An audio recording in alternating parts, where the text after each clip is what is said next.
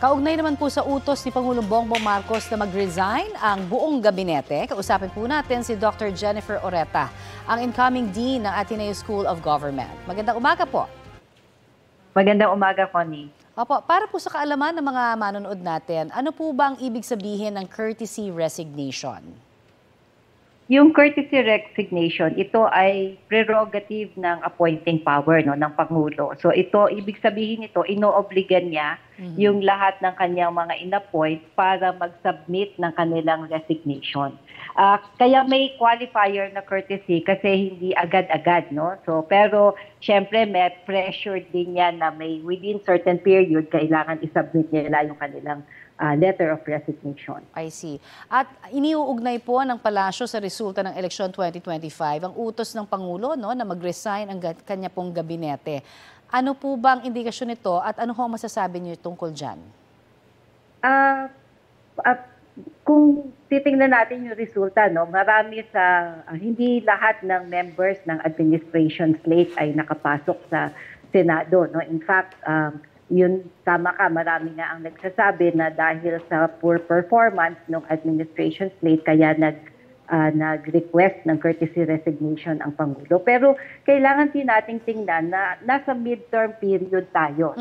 At yung midterm period, ito talaga yung pagkakataon ng kahit na sinong leader, para i-review kung tayo ba ay umaangat or nagpo-progreso dun sa ating mga ginagawa or yung mga targets, or hindi. So this is really a golden opportunity for any leader to re-evaluate kung maganda na ba yung performance o kailangan mag-recalibrate. I see. Pero yung sinasabing recalibration, may kinalaman din ho kaya daw ito sa hidwaan ng pamilya Marcos at Duterte? Pwede nating i-interpret na ganyan, kasi pwede nating i-interpret na ang objective ay yun nga, i-recalibrate para mas maganda yung performance sa darating pang 3 taon.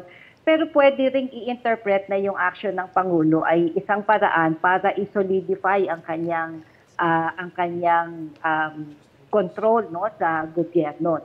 So sa ngayon, syempre hindi ini-speculate natin kung ano ba yung motibo. At pinakikinggan ko si Yusek Claire kanina na ang motive talaga at sana nga ay yun ang totoong motibo ng palasyo ay to see how we can better improve the services of the government to better serve our people. Opo, sabi nga ho ng Pangulo, ngayon ang pagkakataon nilang magpakitang gilas kung sakasakali talaga bago aprubahan. At sana nga, oo. Yes, so para sana nga. Para sa ikakagandahon ng serbisyo nila sa taong bayan. Ay nagkaroon na rin ho ba ng ganitong kalawak na courtesy resignation sa mga nagdaang administrasyon? Sa pagkakaalam ko, ito yung ganito ka-massive, So yung ibang administrasyon, nag-request din sila ng may mga nire-request din sila ng courtesy resignation. Pero ito yung massive na yung lahat ng 21 members of the cabinet, ay hininga ng courtesy resignation. So talagang parang reset, It's the president has press the reset button. So, inaasahan, maraming umaasa, kasama na ako doon, na ito na talaga yung pagkakataon para ayusin yung dapat na ayusin sa performance or sa sa serbisyo ng pamahalaan. Oo, pero sa tingin nyo may mga pwesto kaya talaga na mananatili, syempre yung ibang mga gabinete po, secretaries, pero meron din ba sa tingin niyo na obvious na pwedeng hindi ho nagpe-perform at maaari ho talaga mapalitan? Sa inyo pong paniniwala, sino-sino kaya ito? Mahirap magpangalan at baka tayo mapahamak dito. Pero sa tingin ko, depende kung ano yung panuntunan na ginagawa ng administrasyon. Kung ako yung tatanungin, kung ako yung Pangulo, ang panuntunan ko ay yung mga gabinete na nagsusulong ng social justice, or preferential option for the poor, o yung ethics in public service. At ito yung magiging metrics or panuntunan ko para piliin sino ba sa members ng gabinete yung sumusunod or nagtataguyod nito.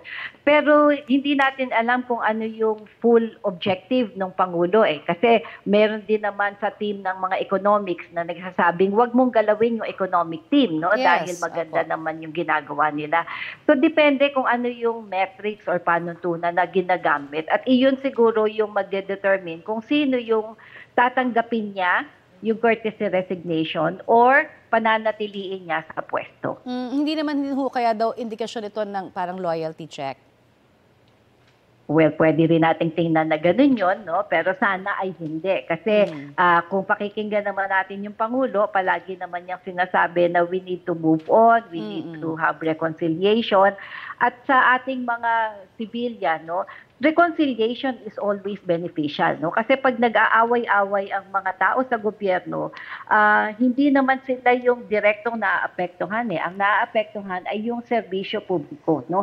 So kaya sana hindi ito yung objective, no, at gusto kong maniwala na hindi ito yung objective ng ating Pangulo sa pag-request ng courtesy resignation. Sana nga talagang, yun nga kung sinabi natin, magpakitang gilas at gawin ng tama yung kanilang mga trabaho. Maraming salamat po sa inyo pong oras na ibinigay sa amin dito sa Balitang Hali, ma'am. Thank you. Maraming salamat din po. Yan po naman si Dr. Jennifer Oreta ng Ateneo School of Government.